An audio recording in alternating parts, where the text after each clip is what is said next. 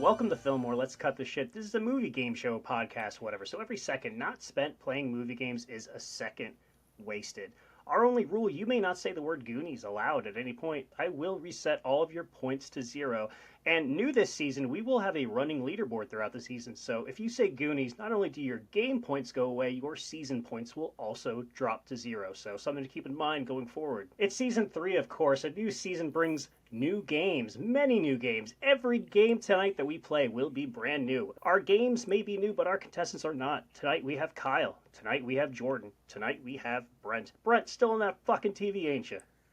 I like it here. I'm coming back. Okay, you're coming on back, so I get it.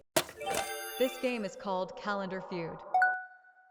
Our first new game is Calendar Feud. I'll be giving you 3 films that were all released in the same calendar year. You will guess which film has the highest average rating according to the users on Letterboxd.com. Let's get right into it. First year is 1982. Those films are Tron, Pink Floyd The Wall, and Fast Times at Ridgemont High.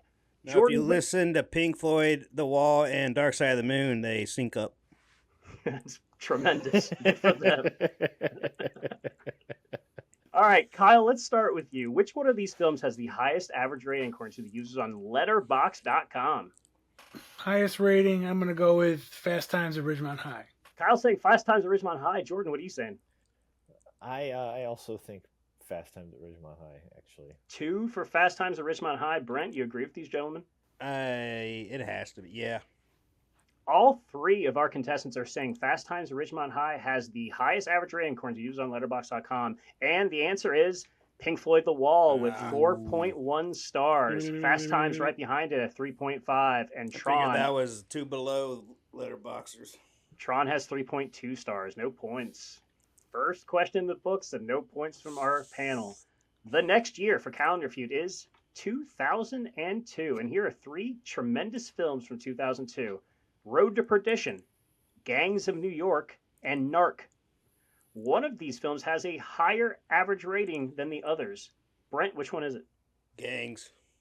Brent's saying Gangs of New York. Gang. Jordan, what are you saying? I'm going to say Road to Perdition. Jordan's saying Road to Perdition. Brent's saying Gangs of New York. Kyle, what do you say?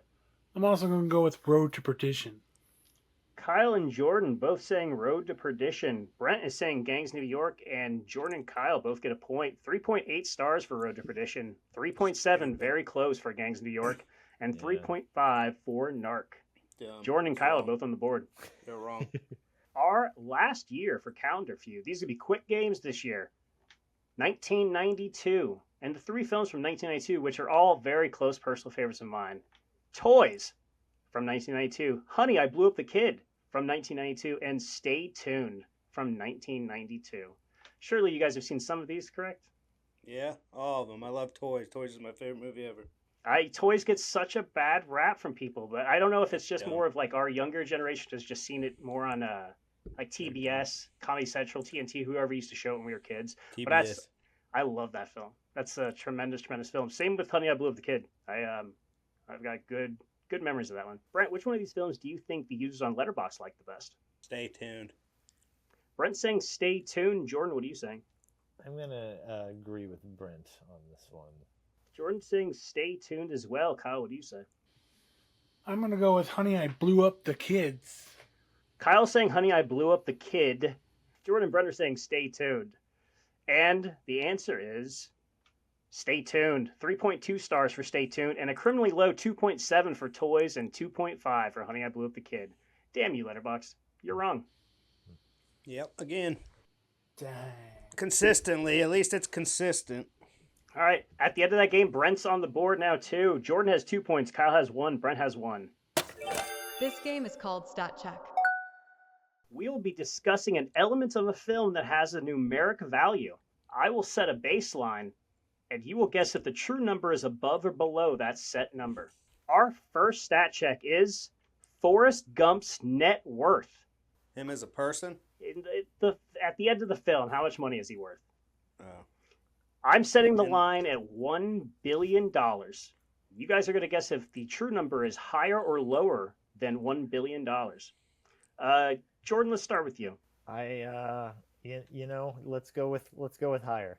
I'm not certain, but I feel like by the 90s already, like it needs to have that billion to have that real like oomph to it, probably, right? So let's go with that. Jordan's saying it's higher than $1 billion. Kyle, what do you say? I think Shay's being a trickster here, and I think it's lower. Kyle's saying lower. You know, this I'm pretty sure this is one of your favorite films, right? If not your favorite film. It is. I'm a big Forrest Gump guy. Yeah. So I mean, let's do the math, right? Well, Brent, let's go ahead and have your answer. Xfinity just gave me this movie for free in my library. It's cool. Until they rip it away from you, man. Yeah, well, if I ever leave them, and then they'll kill my dog. I'm gonna go higher. Brent's also saying higher. So, like, he obviously owns a pretty vast empire there at the end of the film. I think he's a trillionaire. He's a trillionaire. Or something. All right, so Kyle's saying lower. Jordan and Brent are both saying Forrest Gump's net worth is more than $1 billion. And Brent and Jordan both get a point. It is $5.7 billion estimated that what Forrest Gump is worth at the end of the film. That's, I read that book. Very interesting read. He has a talking monkey. He's a pro wrestler, and he plays the harmonica. The sequel is even weirder. When are they gonna make that into a movie? So Jordan and Brent both get a point for that, choosing Forrest Gump's net worth being higher. It's a lot of shrimp. A lot of shrimp. That's and then he probably headed up AIDS research, right? You know, you go off these little tangents, and this could just become the entire show. So I'm just going to move forward. The second. That's what we loved about me. I think that's what you love about you. I don't think that's what anybody else loves about you. All right, the next stat check is audible fucks in Wolf of Wall Street. How many times did they say the word fuck in Wolf of Wall Street? I'm setting the baseline at 500 fucks. Kyle, what do you say? Do you think there was more than 500 fucks, or do you think there was lower 500 fucks? I'm going to go with lower just because I think it would be different from the first question. Kyle's saying lower. Jordan, what do you say? It's a lot of fucks. 500 is a lot of fucks. That's a lot of fucks. I mean, I there's a lot of fucks in that movie, but 500 is a lot of fucks.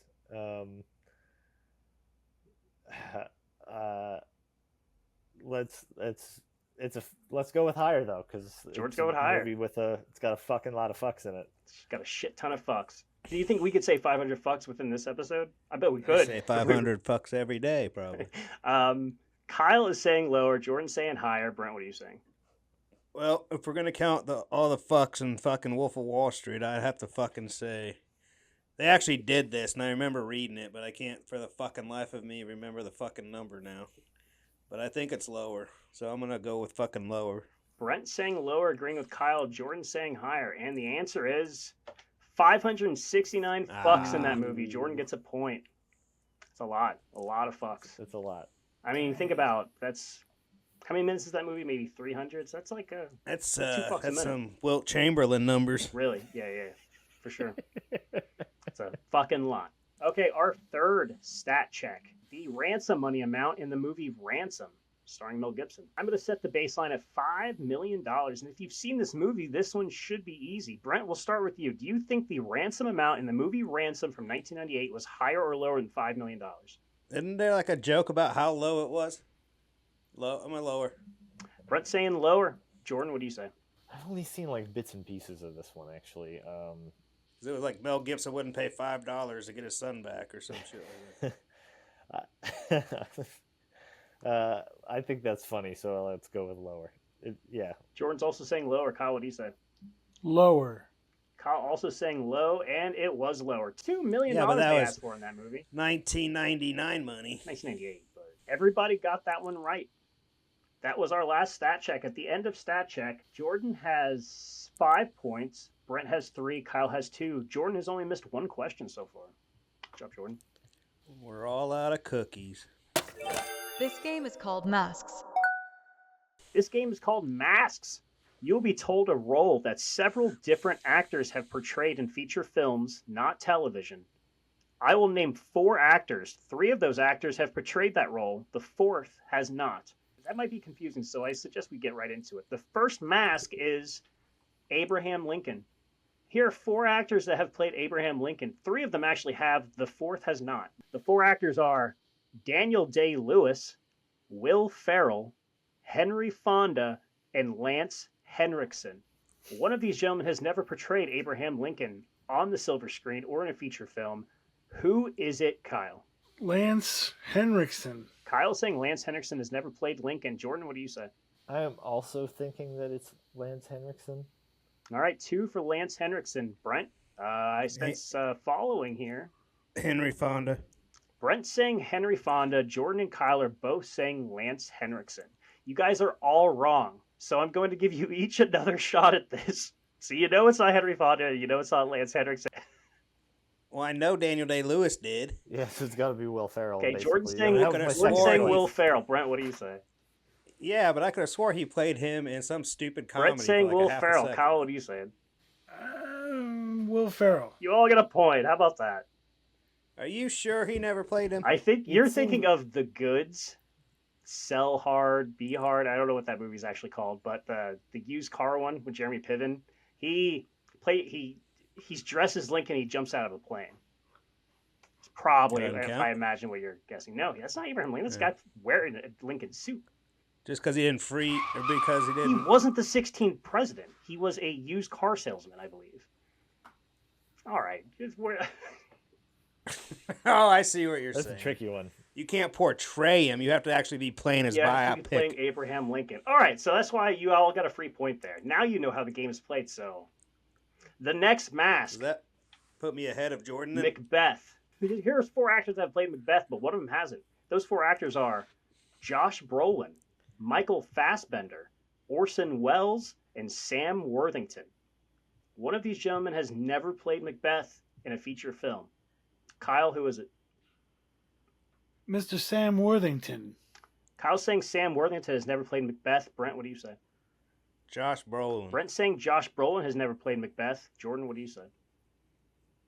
You would really hope that it was Sam Worthington, but I'm going to guess that it was Josh Brolin. Jordan agreeing with Brent and saying Josh Brolin. Kyle's saying Sam Worthington, and Josh Brolin has never played Macbeth. Points for Jordan and Brent. Oh man, I'm a big Sam Worthington fan. Yeah, you should have seen that one before then. You gotta watch that tonight. Of course, 2006. Michael Fassbender played Macbeth in Macbeth 2015. Orson Welles played Macbeth in Macbeth 1948. And Sam Worthington played Macbeth in Macbeth 2006. Here's our Has last... anybody ever played Macbeth in a movie not called Macbeth? You know, no. I would like to see fat Orson Welles play Macbeth. Dig him up. Okay, here's our last mask for this evening, and Funny you say that. that character is Batman. Now, this one should be easy, right? Will Arnett, Ike Barinholtz, Keanu Reeves, and David Boreanaz. 3 of them actually have played Batman. One of them never has. Brent, who is it? Keanu Reeves. Brent's saying Keanu Reeves. Kyle, what do you say? Keanu Reeves. Kyle's also saying Keanu Reeves. Jordan, what are you saying? David Boreanaz. Jordan's saying David Boreanaz. Brent and Kyle are saying Keanu Reeves. And the answer is David Boreanaz. Jordan gets a point. Aw. I thought he maybe played him in some stupid Lego bit or something. Nope. Will Arnett played him in the Lego Batman movie, of course. Well, I know Ike that. Barinholtz played him in Disaster Movie. He literally played Batman in Disaster Movie. And Keanu Reeves played him in the DC League of Super Pets animated film, which I have not seen. No, I knew he had played Batman, but I didn't know. I never seen Disaster Movie. All right. At the end of Masks, Jordan has 8 points. Kyle has 3. Brent has 5. This game is called Producer Credit. For this game, I will name 3 actors in 3 films. You will match which actor has a producing credit for which film. Each match you get right will get you 1 point for up to 3 points each round. Let's get right into it. This is the first producer credit. The actors are Reese Witherspoon, Eva Longoria, and Madonna. And the 3 films are Agent Cody Banks, Gone Girl, and John Wick. Who produced Gone Girl? Reese Witherspoon. Jordan saying Reese Witherspoon produced Gone Girl. All right, who produced Agent Cody Banks? No, wait. So they all 3 produced one of Yes, these? Yeah, they all have a match. And It's who's just- the- it's that's just It's a Madonna? matching game. Yes, that is Madonna. Who do you think produced Agent Cody Banks, Jordan? Agent Cody Banks. Madonna. Okay, and you're saying Eva Longoria produced John Wick. All right. Apparently I am, yeah. All right, Brent, what do you say? Who produced Gone Girl? Eva Longoria's Gone Girl, Madonna, Cody Banks, Reese Witherspoon, John Wick. Okay, and Kyle, What matches are you making? Reese Witherspoon, Gone Girl, Longoria. Is that just a knowing thing? Longoria, I wouldn't know it. Agent Cody Banks, and Madonna, John Wick. I don't like to look like a fool. Okay, Jordan is saying Reese Witherspoon produced Gone Girl, Ava Longoria produced John Wick, and Madonna produced Agent Cody Banks, and that's the correct match. All three are correct. Dang. Jordan gets 3 points for that. Kyle, you only got Reese Witherspoon right, and Brent, you only got Madonna right. I like to get Madonna right. So I can already tell this is the last time I ever do this. This was already too complicated. No, we just got to loosen it up. It's a thinker. It's you know? fun. Yeah.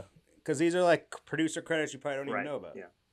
So I you thought it have to was start to interesting, think yeah. about their personality. That's why I'm surprised Madonna produced Agent Cody Yeah. Banks. It's a wild one. Well, she's just too out of. I couldn't see her being involved in any And to your others. point, Brent, Yeah. I think the Reese Witherspoon Gone Girl is a little bit well known that she had something to do with That's that. I think she had bought. I might be mistaken here. I think she had bought the rights to the novel before anybody else. So that is how she was. Because you involved. guys popped that one out awfully quick. I did feel like I sort of had some I knew she produced that kind of stuff, and that it's like a female author, I think, and it seemed like in her wheelhouse from what I know about what she produces. Then it was just like a wild guess on the other two. Okay, so we have one more of these. So use your knowledge that you've gained this first round for the second round. Our next round of producer credit has 3 more actors and 3 more films, and here they are. The 3 actors, Tom Cruise, Brad Pitt, and Leonardo DiCaprio. And the 3 films are Robin Hood from 2018, Moonlight, and Elizabethtown. Brent, who are you saying produced Elizabethtown? DiCaprio, Okay. And what about Moonlight? Tom Cruise. Okay. So Brad Pitt, Robin Hood? Okay. Robin the Hood. All right, Kyle, what do you think? Who are your matches? I'm gonna go Tom Cruise with Elizabethtown, Brad Pitt with Robin Hood, and Leonardo DiCaprio with Moonlight. Okay, and Jordan, what about you? I think that I agree with Kyle. Yeah, Tom Cruise, Elizabethtown, Brad Pitt, Robin Hood, DiCaprio, Moonlight. That seems right to me. Okay. The actual answer is Tom Cruise made Elizabethtown, Brad Pitt made Moonlight, Leonardo DiCaprio made Robin Hood. So Jordan and Kyle both get a point. That was close. You were as close as you could be while still being completely wrong. Elizabethtown was, I think, Cameron Yeah, it Crowe, was. right? Yep. And he made Jerry Maguire And Vanilla Sky. with Tom Cruise. Yep. Yeah, but I thought. So I thought you're Robin thinking Hood, about it. You're thinking about this. I thought Robin Hood was maybe is that a Guy Ritchie movie or something?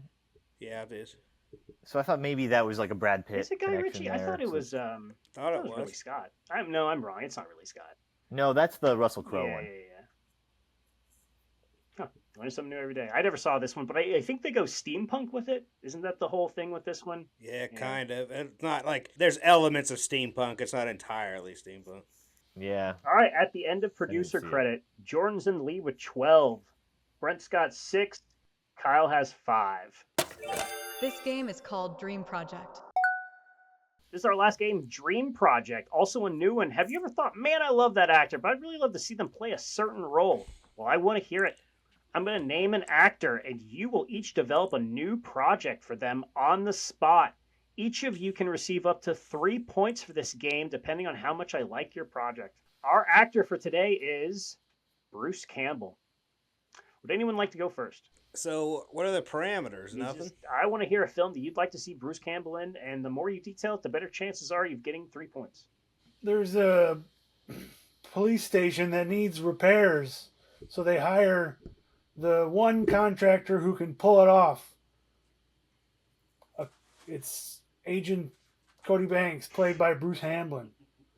And Bruce Hamblin is the one contractor who knows how to patch up this police station so criminals don't keep breaking out and causing all this riots and burglary on the street. And once he makes the perfect contract, the police station is patched up and justice is restored. Okay, what's you got a title? Title is The Police Station That Needed Repairs. Okay. So he's a policeman's janitor. He's a contractor for the police and other government agencies. Brett, would you like to come back into frame and tell us your dream project for Bruce Campbell? Think Bruce Campbell in a Rob Schneider movie where he's a hooker. Deuce Bigelow. Deuce Bill Bigelow. So think Bruce Campbell and Deuce Bigelow, but not as slapsticky, like still comedic, but more serious. He ends up becoming involved in a murder plot where he's framed as a gigolo for murdering, let's say Patricia Arquette, who's old and wealthy at this point. She gets murdered.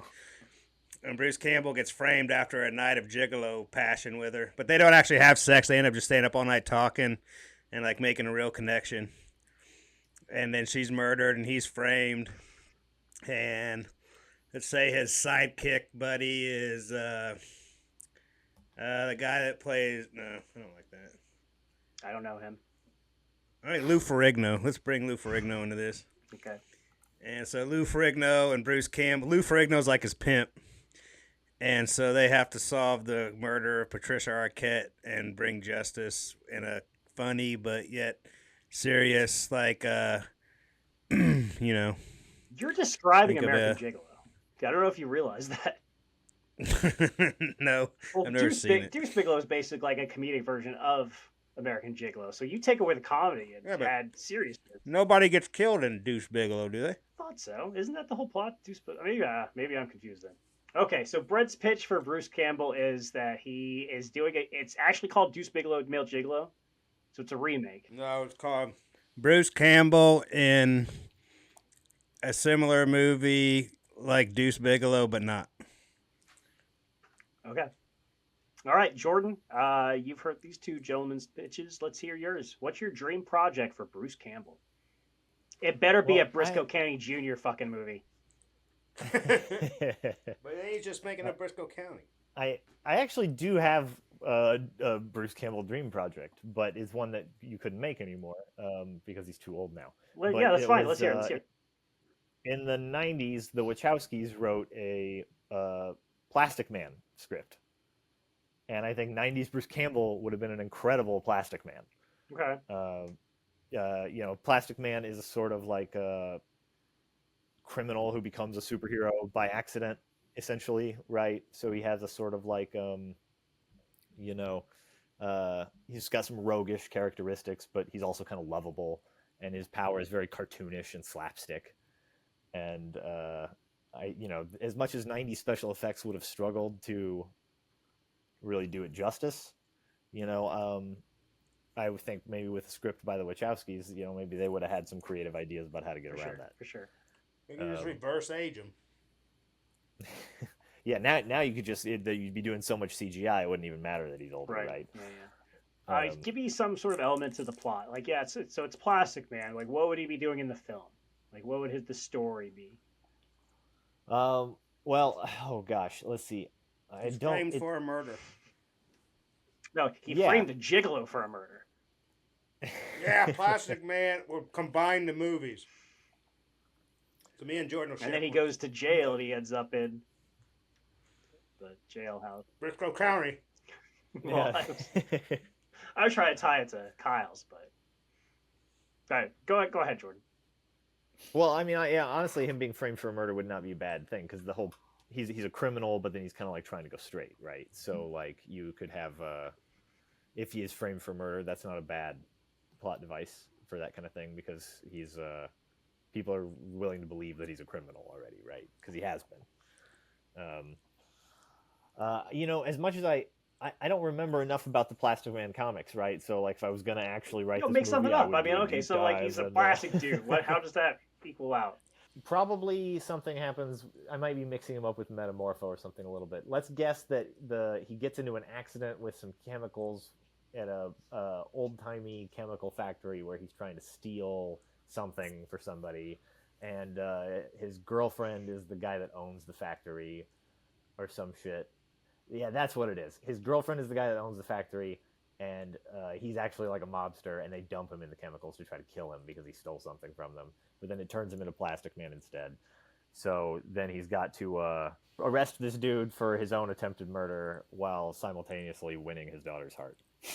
All right, Plastic Man. We have hit the end of our show, and we do have a winner with a score. I gave everybody 2 points for each of your pitches. Jordan takes it home with 14 points. Brent had 8. Kyle had 7. Jordan, you're taking home Pink Floyd The Wall. How do you feel? Like another brick in the wall. I just threw that game because I already have a copy. Good choice. Yeah. Good show, old man. I believe it. All right, that's all for Filmwar. We have our first Season 3 champion. All hail Jordan. He's taking home a copy of Pink Floyd The Wall on VHS. Follow us on TikTok and Instagram at The Filmwar Pod, and view our full video episodes at youtube.com/@Filmwar or at thefilmwar.com. Rate us, share us, kiss us, thrill us. Until then, any last words, gentlemen? I like movies. I like them too. Godspeed.